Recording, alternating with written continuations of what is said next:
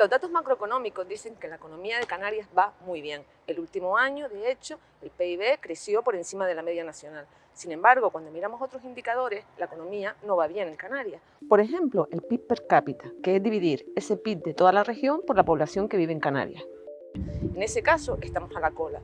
La economía de Canarias no irá bien hasta que a los canarios no le vaya bien. Y esto es lo que hay.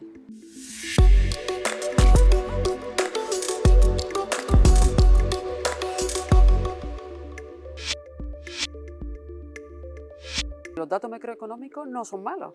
Los datos macroeconómicos dicen que Canarias y España, dentro de la situación geopolítica y de crisis que estamos, pues los datos macroeconómicos son buenos. De hecho, crecemos por encima de la media.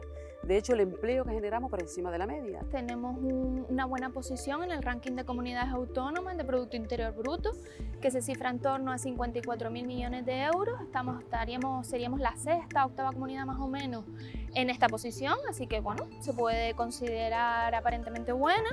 Con los datos de la EPA, Canarias somos de las pocas comunidades donde desciende el paro en el primer trimestre. En 14.700 aumenta el empleo y tenemos cotizantes casi 1 millón de gente empleada y sin embargo tenemos un 15% de paro. Además se ha dado una creación de empleo también bastante buena, que se hace notar en un incremento de asalariados, ¿no?, del 6,5%, también todo esto en Canarias. Y bueno, unos salarios medios que han crecido también en la comunidad. Si miramos entre 2019 y 2023, pues en torno a un 10% más o menos.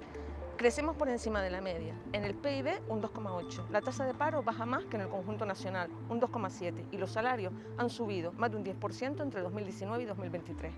Y a pesar de esas cifras, ¿por qué tenemos la sensación de que nos va mal? Quizás tenemos que ver cómo se reparte la riqueza. Son muchas las causas, pero fundamentalmente es el modelo. Ese modelo económico de desarrollo que desde Comisiones Obreras venimos denunciando desde que antes nos constituyéramos legales. Desde el año 77 venimos denunciando que este modelo que está dentro del modelo capitalista no satisface la necesidad de la gente. Tenemos un Producto Interior Bruto per cápita que hace que estemos a la cola en el ranking, si no me equivoco, la cuarta posición. Continuando con los salarios, la brecha salarial de género. Aquí, importantísimo, en Canarias se cifra que más o menos las canarias trabajadoras deberían cobrar algo más de un 11% para equiparar sus salarios al de sus homólogos profesionales, ¿no? Algo que es bastante grave y aún así en el siglo XXI pues se sigue dando. La tasa de pobreza, otro indicador malísimo, en Canarias se cifra en un 33,8%. La inflación, último dato en Canarias, ha crecido, es la segunda comunidad donde más han crecido los precios en este marzo pasado, por encima incluso de la media nacional. Este crecimiento de la inflación además no ha ido acompañado con un incremento de los salarios medios de convenio, los cuales en últimas cifras han incrementado un 2,75 nada más, así que ya tenemos ahí pues un 0,8 de pérdida de poder adquisitivo, ¿no? Y todo esto, pues claro, nos lleva, como hablabas tú al principio, a un PIB per cápita que frente a un PIB relativamente bueno, un PIB per cápita bastante malo, estamos en posiciones de cola. Todo esto indica que la balanza de la economía no está equilibrada. Frente a un PIB que no para de crecer, uno de los peores PIB per cápita del país, una gigantesca tasa de pobreza, una brecha salarial vergonzante y una inflación que pasa factura al poder adquisitivo de la ciudadanía. ¿Qué pasa? Que hemos venido desde esos años con el monocultivo, con un monocultivo que tiraba de la renta, de ese PIB. La agricultura en aquel entonces era un 20%, ahora es apenas un 1%.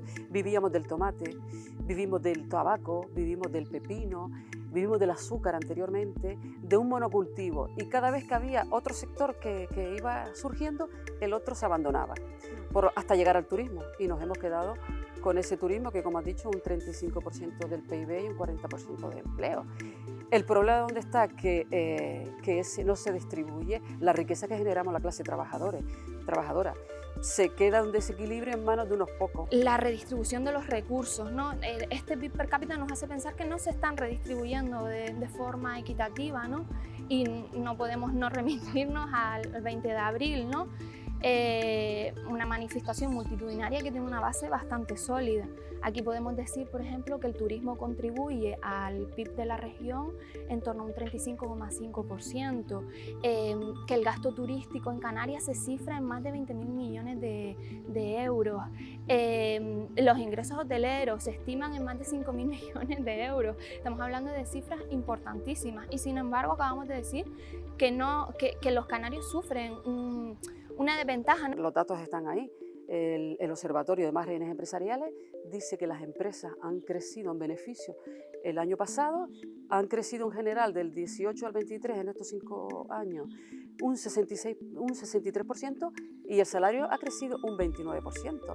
El 36% de la afiliación a la seguridad social corresponde a la parte de hostelería, el sector de la hostelería y del comercio, ¿no? Estas son cifras muy importantes. Estamos diciendo que se genera bastante riqueza, al menos el sector terciario y la parte turística en el país. Sin embargo, esto no se ve reflejado en el poder adquisitivo de las personas trabajadoras de Canarias. Además, en su último informe, el Observatorio de Márgenes Empresariales, ¿no?, por los beneficios que tendrían las empresas, corrobora que la actividad tanto turística como del transporte sigue su tendencia al alza, ¿vale? Entonces, pues bueno, ahí están ganando más. Exacto. La pregunta entonces es cómo perdemos poder adquisitivo y es muy sencillo.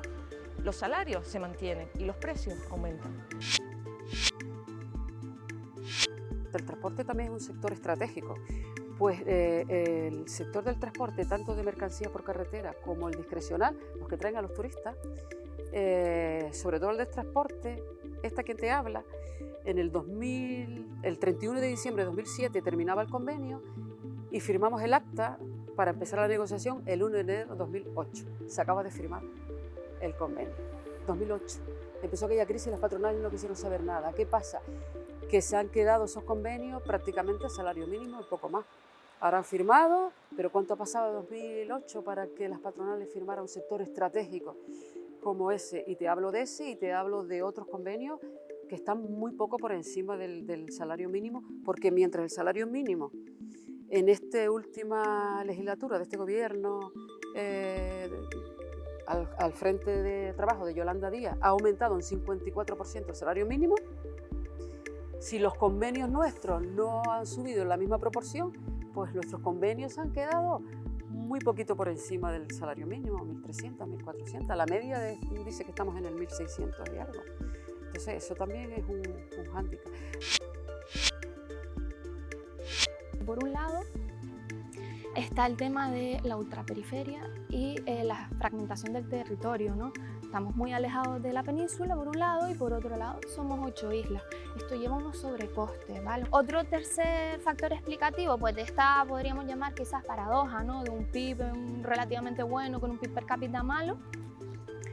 El nivel poblacional, que algunos estudios indican que como la población de Canarias se ha incrementado, y es verdad, somos en los últimos 10 años la tercera comunidad donde más se ha incrementado la población, un incremento del 6% en un territorio pues pequeño, ¿no?, y fragmentado como el que hablamos, tiene un peso importante. ¿Por qué? Porque el PIB per cápita no es más que un ratio entre el valor de la producción de los bienes y los servicios entre el número de habitantes. Entendemos que si se aumentan los habitantes, pues claro, disminuye este ratio, ¿no? Pero claro, si aumentamos la población trabajadora, decimos que tenemos una creación de empleo, ¿por qué no? Esto no contribuye también, ¿no?, a mejorar la producción de bienes y servicios, y aquí está un poco también el dilema de cómo puede explicar la población esto. Canarias y España, pero fundamentalmente Canarias, tenemos que ir por el pleno empleo, pero ese pleno empleo tiene que ir ligado a la reducción de la jornada y luego también la subida de los salarios. Canarias tenemos de los salarios más bajos del país, por detrás de Extremadura. Y luego, por lo que te decía, nos estamos pasando en el sector servicio, un sector de bajo valor añadido, y hay que aumentar los salarios. Pero al margen de eso tenemos que diversificar el modelo productivo. No podemos depender del sector turístico, porque ya lo hemos visto, 16 millones de turistas no satisface las necesidades de la población canaria. Vamos a dejar de mirar el PIB, vamos a ver si con otros indicadores tendremos otros resultados. Eso es lo que nos propone la economista Verónica Rodríguez. Sin embargo, les adelanto que tampoco nos va a ir bien. medir el desarrollo económico y social de una región a través del Producto Interior Bruto quizás se queda también como un poco antiguado o obsoleto, ¿no? Y hay mejores indicadores.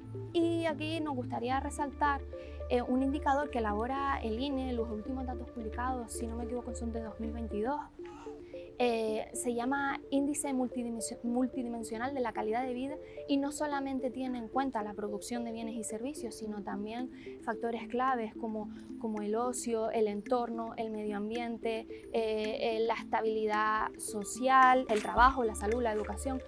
O sea, dimensiones tremendamente importantes que hablan de cómo está el desarrollo de una región. Bueno, pues este indicador desgraciadamente dice que Canarias es la penúltima región en desarrollo dentro del ranking de comunidades autónomas, es decir, Canarias es la segunda por la cola menos desarrollada.